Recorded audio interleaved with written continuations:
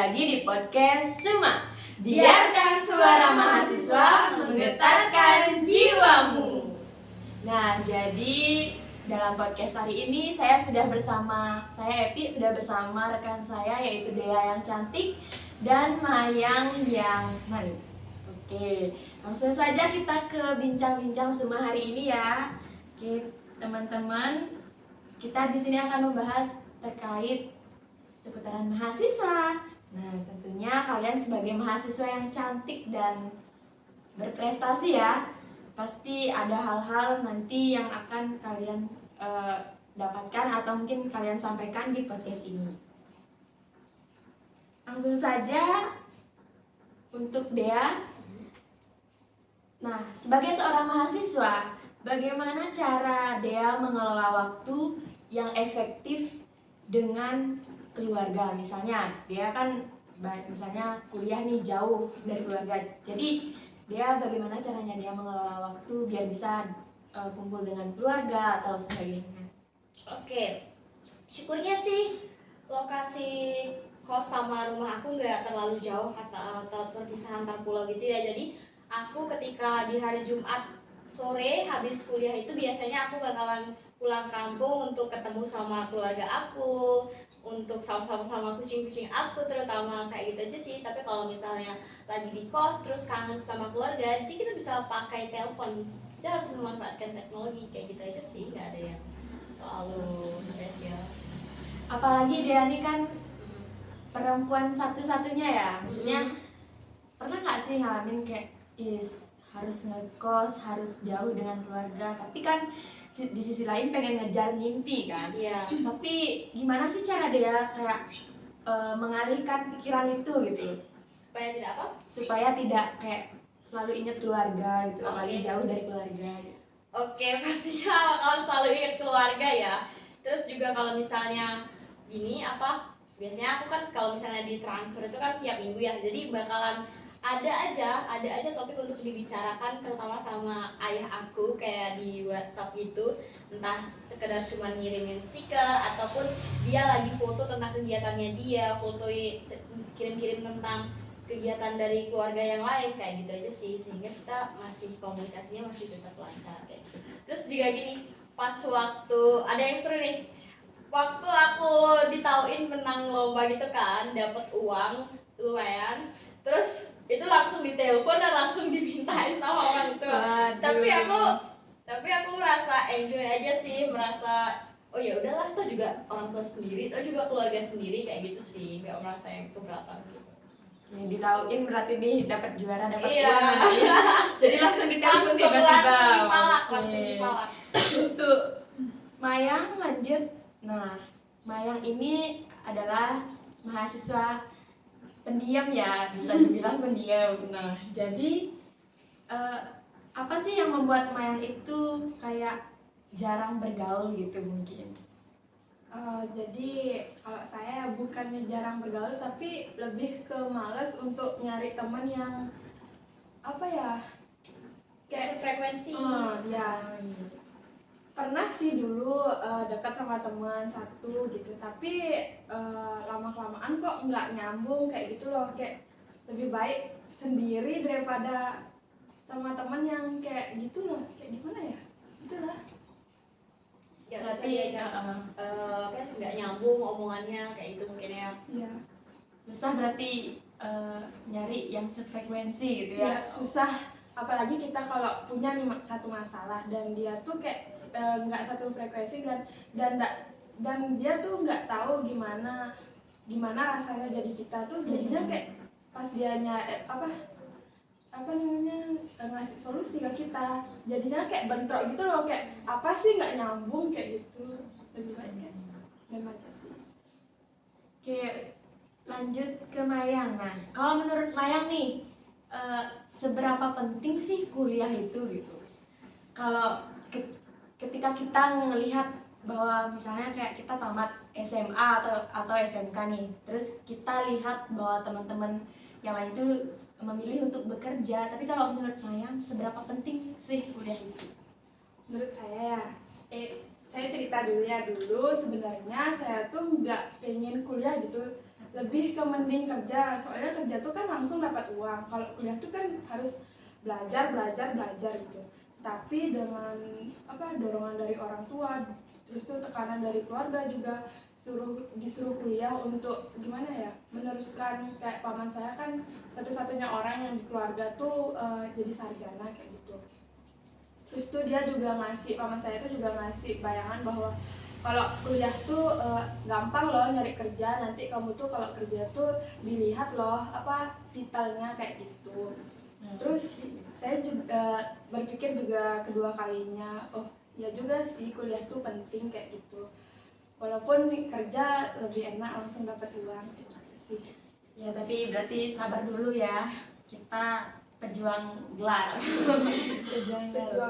Oke, lanjut ke Dea nih. Oke. Nah, Dea nih kan misalnya Dea adalah mahasiswa kos. Nah, jadi kan mungkin masih dikasih bekal sama orang tua. Nah, ada sih apa ada cara Dea tuh kayak mengelola keuangan gitu, mengelola keuangan mahasiswa gitu. Gimana cara Dea? Nah, Oke, kalau dari aku punya aplikasi untuk memanage keuangan aku. Jadi uang masuk dan uang keluar itu aku tahu ini untuk apa aja. Jadi kalau semisal aku langsung dikasih uang sama orang tua, aku bakal langsung catat ke pemasukan ini dari orang tua. Tapi aku juga nggak minta bekal sama orang tua aja sih. Aku ada beberapa side job di freelance, disuruh bikin desain dan juga copywriting kayak gitu, sehingga aku juga dapat pemasukan lain. Dan untuk pengeluaran itu terutama paling banyak di makan dan bayar kos ya, karena bayar sewa kos kan setiap bulan ya. Apalagi di kos aku kebetulan bayar listriknya itu sendiri, jadi harus ya hemat-hemat lah pakai listrik supaya nggak boros kayak gitu sih. berarti nambah penghasilan, maksudnya selain dari ortu juga kita nyari bekal sendiri gitu berarti ya. Oh, bagus, lumayan bercuan. Oke, untuk dia, nah kan kita sebagai seorang mahasiswa kan tentunya kayak ada mumet-mumetnya nih. Nah, ada nggak sih tips buat kayak jalanin aja, apalagi mohon maaf nih ya kan sekarang itu banyak hal yang membuat anak muda dan apalagi mahasiswa yang kayak bunuh diri gitu, karena dia mungkin depresi dengan tugas-tugas, banyak tugas ataupun yang lainnya. Nah, kalau menurut dia nih bagaimana sih caranya kita kayak mengatur itu gitu? Kayak jangan pikiran kita tuh pendek gitu. Oke, kalau dari aku sih ya emang stres karena tugas itu pasti pernah ya. Mungkin semua mahasiswa pernah mengalami stres karena tugas, tapi kalau dari aku bikin mindset yang kayak tugas ini adalah bukan sebagai ancaman, tapi ini adalah sebagai tantangan gimana aku bisa menyelesaikan tugas ini dengan baik dan juga tepat deadline-nya kayak gitu sih. Tapi kalau misalnya aku melihatnya sebagai ancaman, aku malah akan terus mengeluh dan berpikir, wah dosennya ini kok banyak banget dikasih tugas kayak gitu. Tapi kalau melihatnya sebagai tantangan, wah kayaknya seru nih, jadi kita excited untuk nyelesain tugas itu kayak gitu sih. Masalah nilai biarkan pada sang pemilik Dosen. Nah, apalagi kayak sekarang tuh gini ya, nggak H-1 nggak ngebut, sistem kebut semalam. Tapi kadang-kadang kalau misalnya, bukan kadang-kadang lagi ya, tapi sering kali kita tuh kalau misalnya pakai sistem kebut semalam, justru tugasnya bakalan cepat kelar daripada kita dikasih deadline yang jauh-jauh hari. Itu pasti ujung-ujungnya juga di deket-deket itu bikinnya. Otaknya lebih cair sih. Iya, tapi emang ada sih beberapa teori dari buku yang pernah aku baca, kalau misalnya deadline-nya lebih deket, jadi effort kita tuh lebih besar sehingga tugasnya jadi cepat selesai kayak gitu sih. Ya tapi memang terbukti sih, banyak sudah bukan mitos lagi ya, tapi udah fakta gitu bahwa sistem kebut semalam itu memang paling top Gacor. ya. Saya contohnya. Iya, sama. Oke, lanjut ke pertanyaan untuk Mayang nih. Nah, untuk Mayang, kita sebagai mahasiswa nih, tentunya kan ada keluh kesah, ada senangnya, ada sedihnya, namanya juga hidup gitu ya. Nah, jadi kalau menurut Mayang, gimana sih keluh kesahnya sebagai seorang mahasiswa gitu? Kalau kesahnya ya kadang-kadang saya tuh merasa kecewa gitu sama dosennya, karena dosen itu kan pertama tuh kalau kita masuk kuliah tuh kita dikasih kontrak kuliah gitu, dimana di sana ada perjanjian dosen sama mahasiswa nanti ditandatangani oleh Pakti. Nah, di sana berisi tentang kita boleh terlambat selama 15 menit. Terus tuh, dan dosen juga seperti itu. Kalau dosen nggak datang 15 menit, kita bisa kayak tinggalin kelasnya kayak gitu, nggak usah ada belajar kayak gitu. Itu sudah jadi konsekuensi. Tetapi ada beberapa dosen yang sudah melanggar kayak aku nih, pengalaman ya sama teman-teman di kelas udah nunggu nih selama sejam bahkan lebih nunggu dosen itu untuk konfirmasi bahwa dia tuh bisa ngajar apa enggak itu, padahal kita udah berada di Zoom kayak gitu, tapi dia malah nggak datang. Dan sudah beberapa jam kemudian dia bilang bahwa kayak maaf lah bahwa dia baru bisa konfirmasi lah istilahnya gitu lah. Kayak merasa kecewa lah, kayak apalagi ada dosen yang suka misalnya nih dia nggak bukannya kayak gimana ya, dia tuh nggak bisa ngajar gitu loh. Tapi dia tuh ngasih tugas yang nggak main-main gitu, kayak buat mahasiswa tuh kayak frustasi gitu kan. Tugas bukan gini ya, maksudnya bukannya nggak bisa ngajar tapi belum mengajar gitu, belum dapat mengajar gitu. Lebih ke banyak kosongnya sih kalau dia ngajar tuh, kayak lebih ke nggak bisa ngajar gitu loh. Maksudnya nggak bisa ngajar tuh dia lebih kosong untuk lebih ke banyak liburnya kayak gitu. Tapi pas ngasih tugas ya banyak. Berarti kuliahnya tuh diganti ke tugas gitu ya. Betul. Itu membuat I love you. Terus untuk senangnya nih di mana kalau menurut Mayang nih? Kalau senangnya sih lebih ke banyak pengalaman ya. Aku masuk kuliah tuh lebih ke lebih ke banyak pengalaman sih, banyak ketemu sama teman-teman baru.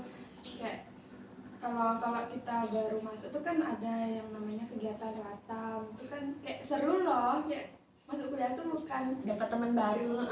bukan soal belajar aja, tapi ada kegiatan-kegiatan yang seru juga. Oke Maya. Nah, jadi untuk kalau menurut Dea bagaimana Dea?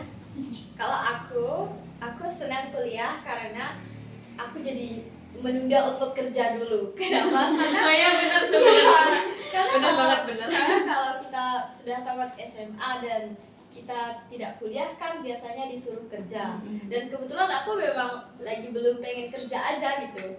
Kadang-kadang juga kalau misalnya kita tamat SMA langsung kerja itu cuman sedikit dapat kesempatan. Itu pun kalau misalnya ada orang dalam baru bisa. Tapi kalau nggak ada orang dalam susah kayak gitu. Jadi aku berkesempatan untuk kuliah, jadinya aku juga berkesempatan untuk minta duit jajan sama orang tua gitu.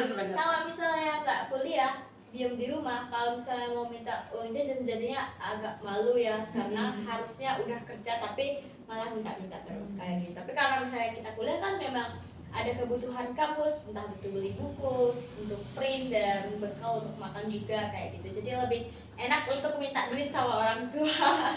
Benar.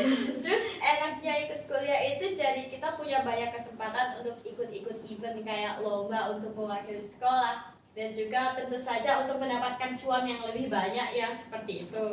Terus kalau misalnya untuk keluh kesahnya gitu ya, sedihnya gimana di kampus, kadang-kadang kita nggak bisa menyesuaikan diri di suatu lingkungan, kita merasa jadi insecure dan sedih. Misalnya di lingkungan ini orang-orangnya pada pinter ya, ternyata kemampuan kita nggak memadai sama mereka, sehingga kadang-kadang kita merasa insecure, nggak bisa. Tapi di sana aku nggak merasa kayak sedih dan kecewa, aku lebih ke kayak memacu diri aku gimana supaya aku bisa setara sama mereka, gimana aku bisa supaya bisa aku beradaptasi dengan lingkungan yang emang mereka itu otaknya kayak gitu sih. Iya benar sih, benar juga ya. Jadi kita kayak dapat simpulin bahwa kita jalanin aja dulu, jangan